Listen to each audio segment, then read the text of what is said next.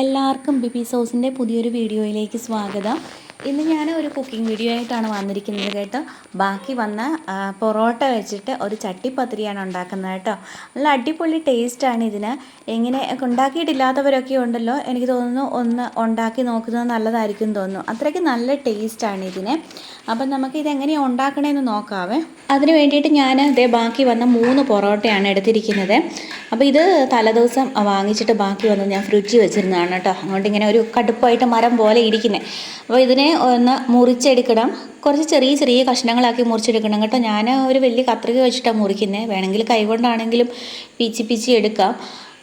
അതല്ലെങ്കിൽ വലിയ കഷ്ണങ്ങളായിട്ട് കൈകൊണ്ട് മുറിച്ചെടുത്തിട്ടേ മിക്സിയിലിട്ട് ഒന്ന് ക്രഷ് ചെയ്തെടുത്താലും മതി. അപ്പോൾ ഒത്തിരി വല്ലാതെ അരിഞ്ഞു പോകരുത്, ചെറിയതായിട്ട് ഒന്ന് ക്രന്ന് അടിച്ചാൽ മതി. അപ്പോൾ ഇതുപോലെ ഈ സൈസിൽ ഒക്കെ ആയിരിക്കും കിട്ടുന്നത് നല്ലത്. അപ്പോൾ അതാ ഞാൻ മുഴുവനും മുറിച്ചെടുത്തിട്ടുണ്ട്. ഈ ഒരു വലുപ്പത്തിൽ കിട്ടണം, അതാ നല്ലത് കേട്ടോ. അല്ലെങ്കിൽ ഇതിലും ചെറിയ പീസായിട്ട് കിട്ടണം. എന്നിട്ട് ഇതിലേക്ക് നല്ല ചൂട് വെള്ളം ഒഴിക്കണം. ഇളം ചൂടുള്ള വെള്ളമൊന്നും പാടില്ല. കുറച്ച് നല്ല ചൂടുള്ള വെള്ളം ഒഴിച്ചിട്ട് ഇതൊന്ന് ഇളക്കി യോജിപ്പിച്ചിട്ട് ഒന്ന് അമക്കി വെക്കുവാണെങ്കിൽ നല്ലതായിരിക്കും കേട്ടോ. എന്നാലല്ലേ ഇതിൻ്റെ എല്ലാ പീസിലും വെള്ളം നല്ലപോലെ എത്തി ഒന്ന് കുതിർന്ന് കിട്ടണം. അതിന് വേണ്ടിയിട്ടാണ് കേട്ടോ ഇത്. ഞാനിവിടെ 200 ml ഗ്ലാസ്സിൽ 1 ഗ്ലാസ് വെള്ളമാണ് ഒഴിച്ചിരിക്കുന്നത് കേട്ടോ. അപ്പോൾ ഇത് ഇനി മൂടി വെച്ചിട്ട് നമുക്ക് ബാക്കി പണിയിലേക്ക് കിടക്കാം. ഞാൻ ഒരു പാൻ ചൂടാക്കിയിട്ട് അതിലേക്ക് 1 ടേബിൾ സ്പൂൺ നെയ്യ് ഒഴിച്ച് കൊടുക്കുന്നുണ്ട്.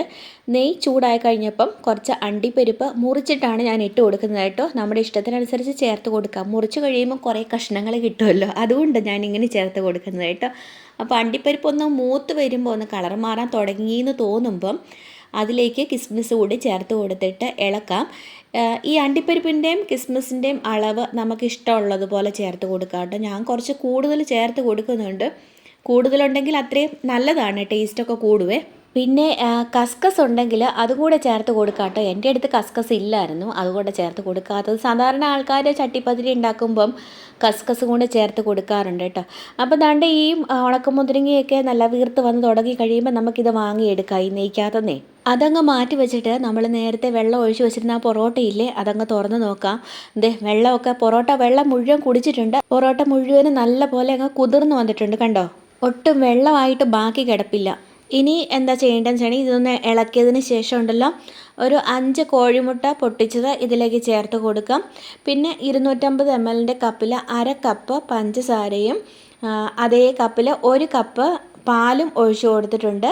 പിന്നെ ഒരു 1/4 ടീസ്പൂണിനും താഴെ ഏലക്ക പൊടിച്ച് ചേർത്ത് കൊടുത്തിട്ടുണ്ട്. ഏലക്ക നമ്മുടെ ഇഷ്ടത്തിനനുസരിച്ച്, ഏലക്കയുടെ ടേസ്റ്റ് നല്ലപോലെ മുമ്പിൽ നിൽക്കുന്ന ഇഷ്ടമാണെന്നുള്ളവർക്കൊക്കെ ഉണ്ടല്ലോ, അത് കൂടുതൽ ചേർത്ത് കൊടുക്കാം. ഞാനൊരു തുള്ളി ചേർത്ത് കൊടുത്തിട്ടുള്ളൂ കേട്ടോ. ഇവിടെ ഇങ്ങനെ ഏലക്കയുടെ ടേസ്റ്റ് മുമ്പിൽ നിന്ന് കഴിഞ്ഞാൽ ആർക്കും അത്ര വലിയ പ്രിയമൊന്നുമില്ല, അതുകൊണ്ട് ഇച്ചിരി ഏലക്കാപ്പൊടി ചേർത്ത് കൊടുത്തത്. പിന്നെ ഞാൻ ചേർത്ത് കൊടുത്തത് എന്താണെന്ന് വെച്ച് കഴിഞ്ഞാൽ നമ്മുടെ അണ്ടിപ്പരിപ്പും മുന്തിരിങ്ങയും വറുത്ത് വെച്ചിട്ടുണ്ടായിരുന്നല്ലോ, അതിൻ്റെ പകുതി ഇതിലേക്ക് ചേർത്ത് കൊടുത്തിട്ടുണ്ട്. ബാക്കി പകുതി മാറ്റി വെക്കണം, നമുക്കത് പിന്നെ ആവശ്യമുണ്ട്. എന്നിട്ടിത് നല്ലപോലെ സ്പൂൺ വെച്ചിട്ട് തന്നെ ഞാനങ്ങ് ഇളക്കി കൊടുക്കുകയാണ്. സാധാരണ ആൾക്കാരെ എന്താ ചെയ്യണമെന്ന് വെച്ച് കഴിഞ്ഞിട്ടുണ്ടെങ്കിൽ ഈ മുട്ട പൊട്ടിച്ച് ഒരു പാത്രത്തിലേക്ക് ഒഴിച്ചിട്ട് അതിലേക്ക് പഞ്ചസാര ഇട്ടിട്ട് നല്ലപോലെ അങ്ങ് മിക്സ് ചെയ്ത് നല്ലപോലെ അങ്ങ് ബീറ്റ് ചെയ്തെടുത്തിട്ട് പിന്നെ അതിലേക്ക് പാലും ഏലക്കാപ്പൊടിയൊക്കെ ഇട്ട് മിക്സ് ചെയ്തിട്ട് എന്നിട്ട് ആ മിക്സ് ഈ പൊറോട്ടയ്ക്കകത്തോട്ട് ഒഴിക്കുകയാണ് ചെയ്യുന്നത്. പക്ഷേ സത്യം പറയാലോ, എനിക്ക് അങ്ങനെയൊക്കെ ചെയ്യാനും ഭയങ്കര മടിയുള്ള കൂട്ടത്തിലാട്ടോ. അപ്പോൾ അതുകൊണ്ട് എന്തായാലും ഇതെല്ലാം കൂടി ഇളക്കി യോജിപ്പിച്ചെടുക്കേണ്ട സാധനമാണ്. അപ്പോൾ ഇതെല്ലാം കൂടി അങ്ങ് പൊറോട്ടയ്ക്കകത്തോട്ട് ഇട്ടിട്ട് അങ്ങ് മിക്സ് ചെയ്ത് എടുത്തു കഴിഞ്ഞാലും ഇത് നല്ലപോലെ അങ്ങ് ആയി വന്നോളുമല്ലോ. അങ്ങനെ എന്തായാലും ഇത് നല്ലപോലെ ഇളക്കി യോജിപ്പിച്ചുകൊണ്ടിരിക്കുകയാണ് ഞാൻ. മുട്ട നല്ലപോലെ ഉടഞ്ഞു കിട്ടണം. നമ്മളിങ്ങനെ ഒന്ന് തവി കൊണ്ട് കോരി നോക്കുമ്പോൾ മനസ്സിലാവുമല്ലോ മുട്ട ഉടഞ്ഞു കിട്ടിയിട്ടുണ്ടോയെന്ന്. അപ്പോൾ മുട്ട ഉടഞ്ഞു കിട്ടി, പഞ്ചസാര നല്ലപോലെ അലുത്ത് കിട്ടണം. അപ്പോൾ ഈ മിക്സ് റെഡി ആയിട്ടുണ്ടാകും. ഇതാ നമ്മുടെ മിക്സ് ഇപ്പോൾ റെഡി ആയിട്ടുണ്ട്. ഇത് കണ്ടോ, ഈ ഒരു പരുവത്തിന് കിട്ടണം. ഇനി ഇത് കുക്ക് ചെയ്യാൻ പാകത്തിനായിട്ടുണ്ട്. അത് ഞാൻ എങ്ങനെ കുക്ക് ചെയ്യണമെന്ന് കണ്ടോ, ഞാൻ സ്റ്റൗവിൽ വെച്ചിരിക്കുന്നത് കണ്ടോ. ഈ പഴയ ഒരു ദോശത്തവ ഉണ്ടായിരുന്നു പണ്ടത്തെ പോയിരിക്കുന്നേ, അത് ഞാൻ ചൂടാക്കി എടുത്തിട്ടുണ്ട്. എന്നിട്ട് അതിൻ്റെ മേലേക്ക് നമ്മൾ നേരത്തെ ഉണ്ടല്ലോ അണ്ടിപ്പരിപ്പും മുന്തിരിങ്ങയും വറുത്ത് കോരിയെടുത്തില്ലേ, ആ പാൻ തന്നെയാണ് വെച്ച് കൊടുക്കുന്നത്. അതിൽ നെയ്യ് അങ്ങനെ തന്നെയുണ്ട് കേട്ടോ. ഇതിനകത്തോട്ടാണ് നമ്മൾക്ക് മിക്സ് ഒഴിക്കേണ്ടത്. അപ്പോൾ ദാ ഈ മിക്സ് ഒഴിക്കുന്നതിന് മുമ്പേ ഉണ്ടല്ലോ ഈ ആദ്യം വെച്ചിരിക്കുന്ന ആ പാനിൻ്റെ മേലെ നമ്മളുടെ കുക്ക് ചെയ്തെടുക്കുന്ന ആ പാനുണ്ടല്ലോ ആ പാൻ വെച്ചിട്ട് അതൊന്ന് ചൂടായി കിട്ടണം. ആ പാൻ ചൂടായി കഴിഞ്ഞതിന് ശേഷം വേണം ഈ മിക്സ് ഒഴിച്ചു കൊടുക്കാനായിട്ട് കേട്ടോ. അതൊരു 5 മിനിറ്റ് വെച്ച് കഴിയുമ്പോഴേക്കും ചൂടായിക്കോളുവേ. അപ്പോൾ തീ ലോ ഫ്ലെയിമിൽ തന്നെ വേണം ഇടാൻ കേട്ടോ, ഒട്ടും കൂട്ടി ഇടാൻ പാടില്ല. പിന്നെ എന്നിട്ട് ഈ മിക്സ് ഒഴിച്ച് ആ പാത്രത്തിലുണ്ടായിരുന്ന മിക്സ് മുഴുവൻ ഇതിലേക്ക് അങ്ങ് വടിച്ചൊഴിച്ചതിന് ശേഷം ഇതൊന്ന് ലെവൽ ചെയ്ത് കൊടുക്കണം. നമ്മൾ ഈ മിക്സ് ഒഴിച്ച് കഴിഞ്ഞപ്പോഴുണ്ടല്ലോ ഇതിൽ ചില സ്ഥലത്ത് വെള്ളം കൂടുതൽ, ചില സ്ഥലത്ത് മാവ് കൂടുതൽ, അങ്ങനെയൊക്കെ കിടപ്പുണ്ടാകുമായിരിക്കും. ഈ പൊറോട്ടയുടെ അത് കൂടുതൽ അങ്ങനെയൊക്കെ കിടപ്പുണ്ടാകും. അപ്പം നമുക്കതൊന്ന് ഈ സ്പൂൺ വെച്ചിട്ട് തന്നെ ഒന്ന് ലെവൽ ചെയ്ത് കൊടുക്കുക. പിന്നെ പാത്രം എടുക്കുമ്പോഴുണ്ടല്ലോ സത്യം പറഞ്ഞു കഴിഞ്ഞാൽ എൻ്റെ ഈ പാത്രം ഉണ്ടല്ലോ കറക്റ്റ് സൈസായിരുന്നു. ഞാൻ ഓർത്ത് ഇതിനകത്ത് ഈ പാത്രം കുറച്ച് വലുതായിരിക്കുമല്ലോ എന്ന് വിചാരിച്ചുകൊണ്ടാണ്, എനിക്കൊരു അബദ്ധം പറ്റിയതാണ്. ഈ പാത്രം കുറച്ച് വലുതായിരിക്കുമല്ലോ എന്ന് വിചാരിച്ചുകൊണ്ടാണ് ഈ പാൻ എടുത്തത് കേട്ടോ.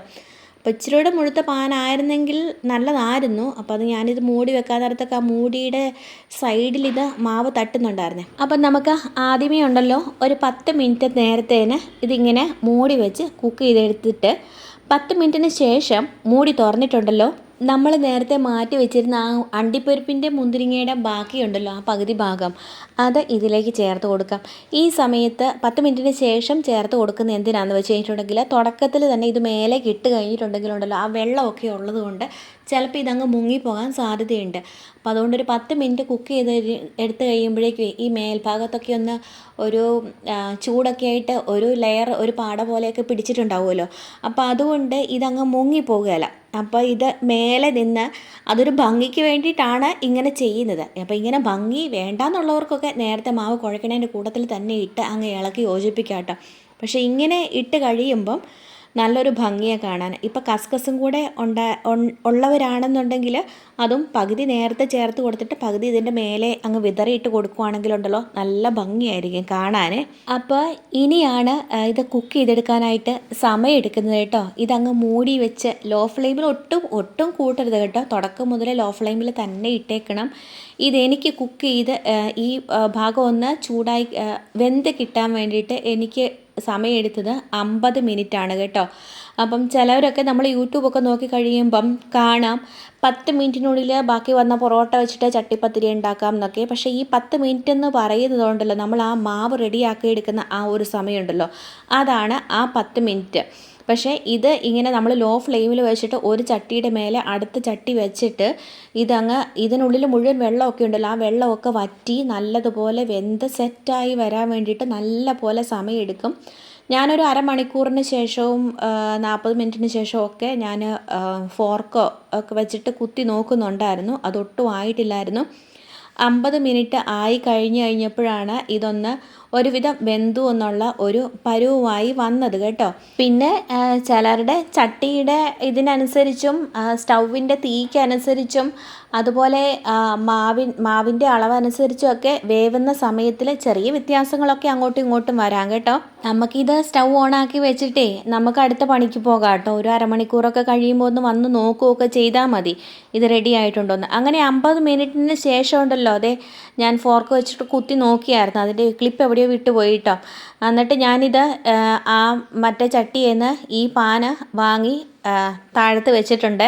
എന്നിട്ട് ഞാൻ ഇത് എളുപ്പപ്പണി നോക്കാൻ വേണ്ടിയിട്ട് വേറൊരു പാനിലേക്ക് ഇത് കമത്തിയിട്ട് നോക്കുവാണ്. ആവുന്നില്ല കേട്ടോ. ഉള്ള സത്യം പറയാമല്ലോ, ഞാൻ എല്ലാ കാര്യത്തിലും എളുപ്പപ്പണി നോക്കുന്ന ആളാണ്. ഭയങ്കര മടിയാണ്. എല്ലാ കാര്യങ്ങളിലും എളുപ്പപ്പണി നോക്കുന്ന ആളാണ് ഞാൻ. അപ്പോൾ ഒട്ടും വിട്ടു പോരണില്ല, ഒരു രക്ഷയില്ല എന്ന് കണ്ടു കഴിഞ്ഞപ്പോൾ ഉണ്ടല്ലോ ഒരു തവി എടുത്തിട്ട് സൈഡൊന്ന് കിള്ളി നോക്കിയേ. ഒട്ടും അടി പിടിച്ചിട്ടൊന്നുമില്ല കേട്ടോ, അങ്ങനെ ഒട്ടിപ്പിടിച്ചിരിപ്പൊന്നുമില്ല. അപ്പോൾ ഇതൊന്ന് വിടിവിച്ചെടുക്കണമെങ്കിൽ നല്ല കനം കുറഞ്ഞ സൈഡ് ഭാഗമൊക്കെ കനം കുറഞ്ഞ ഒരു തവി വേണം.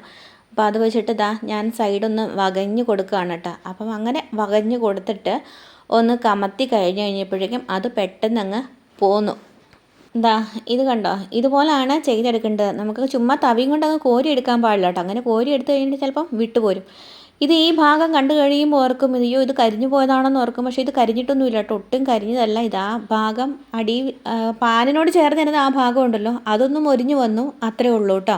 അപ്പം നമുക്ക് ഇതുണ്ടല്ലോ അടുത്ത സൈഡും കൂടെ ഒരു ശകല നേരത്തേന് കുക്ക് ചെയ്തെടുക്കാനുണ്ട്. അത് ഈ പാനിൽ തന്നെയാണ് കുക്ക് ചെയ്തെടുക്കുന്നത്. അതുകൊണ്ട് ഈ പാനിൽ നമ്മുടെ ആ മാവിൻ്റെ ഇച്ചിരിയൊക്കെ ഇരിപ്പുണ്ടല്ലോ അതപ്പോൾ അത് ഇനി ഇരുന്ന് കഴിഞ്ഞാൽ ചിലപ്പം കരിഞ്ഞു പോകും. അപ്പോൾ അതുകൊണ്ട് ആ ഭാഗം ഒന്ന് ടിഷ്യൂ പേപ്പർ വെച്ചിട്ട് ഈ പാനൊന്ന് നല്ല പോലെ ഒന്ന് തുടച്ചെടുക്കുകയാണ് കേട്ടോ. അങ്ങനെ തുടച്ചതിന് ശേഷം ഒരിത്തിരി നെയ്യ്, ഇതെന്തായാലും മറിച്ചിടാനുള്ളതല്ലേ, പാനിൽ നെയ്യുടെ അംശമൊക്കെ പോയല്ലോ. അപ്പോൾ അതുകൊണ്ട് ഒരിത്തിരി നെയ്യ് ഇതിലേക്ക് ഒഴിച്ചിട്ട് ഒന്ന് എല്ലാ സൈഡിലേക്കും ഒന്ന് ആക്കി കൊടുക്കുന്നുണ്ട്. എന്നിട്ട് ദേ ഈ പാത്രത്തിലുള്ളത് ഇങ്ങനെ അങ്ങ് നിരക്കി ഇതിലേക്ക് ഇട്ട് കൊടുക്കുക. എന്നിട്ട് അതിന് നേരത്തെ നമ്മൾ കുക്ക് ചെയ്തില്ലേ അതുപോലെ തന്നെ സ്റ്റൗ ലോ ഫ്ലെയിമിലിട്ടിട്ട് ഈ പാനിന് മേലേക്ക് അടുത്ത പാൻ വെക്കുകയാണ്. അങ്ങനെ വെച്ചിട്ട് നമുക്ക് മൂടി വെച്ചിട്ട് ഒരു 15 മിനിറ്റ് നേരത്തേന് കുക്ക് ചെയ്തെടുത്താൽ മതി കേട്ടോ. എന്ന് വെച്ച് കഴിഞ്ഞാൽ മൊത്തം ഒരുവിധം ഒന്ന് വെന്ത് കിട്ടിയിരിക്കുന്നതാണ്.